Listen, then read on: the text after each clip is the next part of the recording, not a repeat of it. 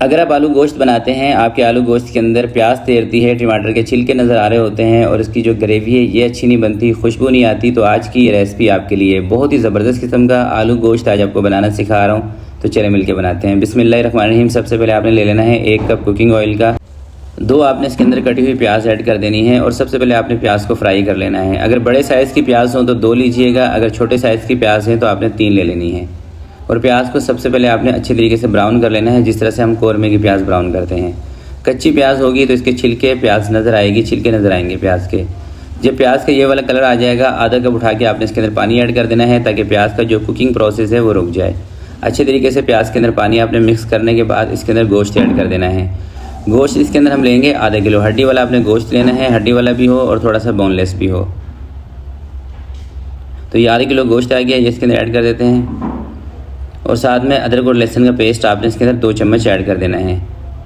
हरी मिर्चों का पेस्ट 1 चम्मच, जो तेज़ वाली हरी मिर्चें होती हैं। अपने खानों के अंदर ना हरी मिर्च के पेस्ट का इस्तेमाल लाजमी किया करें, क्योंकि सिर्फ लाल मिर्च के साथ ना खानों का वो टेस्ट नहीं आता, जो कि थोड़ी सी अगर आप हरी मिर्च भी ऐड कर देंगे ना तो उससे और टेस्ट मज़ीद बेहतर हो जाता है।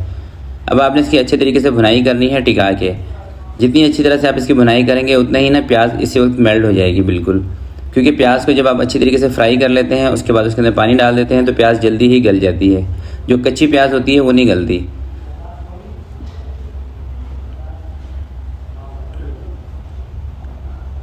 और इस तरह से अच्छी तरीके से जब आप प्याज के और अदरक लहसुन के साथ इसकी भुनाई करते हैं ना, इससे गोश्त की स्मेल भी ख़त्म हो जाती है। 3 से 4 मिनट भुनाई करने के बाद आप इसके अंदर 2 अदद छोटे साइज़ के टमाटर ऐड कर देने हैं। और टमाटरों की ना कटिंग आपने इसी तरीके से रखनी है, चॉप करने हैं टमाटर। लंबे लंबे टमाटर होंगे तो टमाटर की जो स्किन है ना, जो छिलके हैं, वो आपके आलू गोश्त के अंदर नज़र आएंगे। जब आप छोटे छोटे रख देंगे तो फिर ये नज़र नहीं आएंगे। जब इस तरह से आप टमाटर की कटिंग करेंगे ना चॉप करके, 2 से 3 मिनट के लिए इसके ऊपर मैं कवर लगा रहा हूँ ताकि टमाटर जल्दी नरम हो जाएँ। 2 से 3 मिनट कवर लगाने के बाद अब आपने इसके अंदर मसाले ऐड कर देने हैं। घर के सिंपल मसालों का इस्तेमाल करें, इंशाल्लाह बहुत ज़बरदस्त आपका आलू गोश्त बनेगा। 1 चम्मच आपने लाल मिर्च का पाउडर इसमें ऐड कर देना है। ज़ीरा पाउडर आधा चम्मच। धनिया कुटा हुआ, इसका इस्तेमाल थोड़ा सा हम ज़्यादा कर रहे हैं, 1 चम्मच। नमक आपने आधा चम्मच या उससे थोड़ा सा ज़्यादा ले लेना है। हल्दी का पाउडर आधे चम्मच से कम। कश्मीरी लाल मिर्च, इससे कलर ना आपके सालन का सुर्ख हो जाएगा, अच्छा कलर आएगा, इसलिए ऐड करते हैं आधा चम्मच।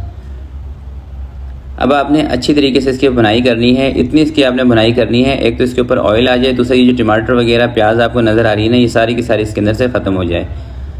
अगर इस दौरान ऐसा हो कि आप बुनाई कर रहे हैं और प्याज टमाटर इसमें गली नहीं है और सारा पानी खुश्क हो गया है, तो आपने इसके अंदर थोड़ा सा पानी और ऐड कर देना है। चाहे 2 मरतबा भी आपको इसके अंदर पानी डालना पड़े ना तो आपने डाल देना है, मगर प्याज को और टमाटर को इसी टाइम पे आपने ख़त्म कर लेना है। प्याज टमाटर आपके जब भी नज़र आते हैं सालन के अंदर, जब आप इसकी अच्छी तरीके से बुनाई नहीं करते, टमाटरों को और प्याज को अच्छे तरीके से आप गलने नहीं देते हैं, इस टाइम पे आप टमाटर प्याज को छोड़ देंगे, इसके अंदर पानी डाल के गलने के लिए इसको रख देंगे, तो फिर टमाटर और प्याज भी नहीं गलेंगे और ऐसे ही शोरबे के अंदर नज़र आएंगे। और आलू गोश्त के सालन का जो टेस्ट है ना, वो भी यहीं से निकल कर आता है जब आप इसकी अच्छी तरीके से बुनाई करेंगे। बल्कि कोई भी सालन हो, जब उसकी अच्छी तरह से बुनाई होती है तभी उसमें से टेस्ट आता है। तो ये देखें, तकरीबन 8 से 10 मिनट इसकी मैंने अच्छी तरीके से बुनाई कर ली थी। अभी आपको ना तो इसके अंदर कोई टमाटर नज़र आ रहे हैं और ना कोई प्याज नज़र आ रही है। अच्छा, इसके अंदर दूसरा ये भी तरीका होता है कि आप प्याज को टमाटर को ब्लेंड कर लें, वो तरीका भी ठीक है, मगर इस तरह से करेंगे इसमें थोड़ा सा टाइम तो आपको ज़्यादा लगेगा, यानी कि बुनाई थोड़ी सी ज़्यादा करनी पड़ेगी, मगर टेस्ट भी ज़्यादा आएगा। अब आपने जितना शोरबा रखना हो उसी हिसाब से इसके अंदर पानी ऐड कर देना है। मैं इसके अंदर तकरीबन 1.25 लीटर के करीब पानी डाल रहा हूँ और पानी डाल के इसको हम तकरीबन 40 से 50 मिनट के लिए हल्की आंच पर रख देंगे। और आलू इसके अंदर हम ऐड करेंगे तकरीबन 30 मिनट के बाद। जब गोश्त हमारा आधा गल जाएगा ना, उसके बाद आलू इसमें ऐड करेंगे।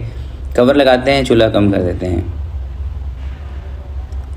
तकरीबन 30 मिनट हो चुके हैं गोश्त को पकते हुए। अब इसके अंदर हमने आलू ऐड कर देने हैं, यानी कि जितना गोश्त हो आप चाहें तो उतनी क्वांटिटी में भी आलू इसके अंदर ऐड कर सकते हैं या उससे थोड़े से कम कर सकते हैं।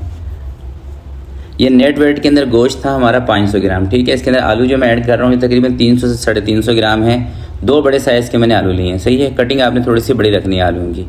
साथ में 4-5 हरी मिर्चें भी आपने इसके अंदर ऐड कर देनी है। आलूओं को अच्छी तरीके से मिक्स कर देना है। दोबारा से आपने इसके ऊपर कवर लगा देना है और चूल्हा इसका हल्का कर देना है। हल्की आंच पे 20-25 मिनट और पकने देते हैं इसको। तो कुल मिला के तकरीबन 1 घंटा हो चुका है। 1 घंटा लग जाता है अगर आप पतीले के अंदर गोश्त को गला रहे हो, खासकर बड़े का गोश्त हो तो 1 घंटे से 5-10 मिनट ऊपर नीचे हो सकते हैं गोश्त को गलने में। तो ये देखें गोश्त हमारा बेहतरीन सा गल चुका है। और इस दौरान अगर बीच में पानी इसका कम रह जाए तो थोड़ा सा पानी आप और ऐड कर दें इसमें। तो खुशबू को बेहतर बनाने के लिए घर का बना हुआ गरम मसाला आपने इसके अंदर ऐड कर देना है 1/2 टीस्पून, और थोड़ा सा आपने जायफल जवात्री का पाउडर एक्स्ट्रा से, और बादियान के फूल, इन दोनों चीज़ों का पाउडर बना के ना आपने 2 चुटकी ये भी इसमें ऐड करना है। थोड़ा सा बारीक कटा हुआ धनिया डाल दें, चूल्हा बंद कर दें, 5 मिनट के लिए कवर लगा दें। चूल्हा बंद करके 5 मिनट इसके ऊपर मैंने कवर लगा दिया था, वो इसलिए जो हमने इसके अंदर बादियान के फूल, जायफल जवात्री का पाउडर ऐड किया था, धनिया ऐड किया था और गरम मसाला ऐड किया था, उसकी जो खुशबू है ना वो अच्छी तरीके से इसमें रच जाए। और आप माशाल्लाह से देखें इसका लुक बहुत ही टेस्टी बनेगा इंशाल्लाह जब आप इस तरह से बनाएंगे। और इसकी खुशबू इतनी ज़बरदस्त होगी कि आपका दिल खुश हो जाएगा। ना तो इसके अंदर आपको कोई प्याज नज़र आएगी, ना इसके अंदर आपको कोई टमाटर नज़र आएंगे। थोड़ी सी मेहनत मेरे हिसाब से इसमें आपको ज़्यादा करनी पड़ेगी, मगर रिज़ल्ट आपको बहुत बेहतर मिलेगा इंशाल्लाह। आपकी मेहनत वसूल होने वाली रेसिपी है, तो ज़रूर आप इसको ट्राई करना है और अपना फीडबैक इसी वीडियो के नीचे कमेंट में आके मुझे लाजमी बताना है। तो इसको डिश आउट करते हैं और आपको दिखाते हैं फाइनल लुक। तो ये देखें आप माशाल्लाह से,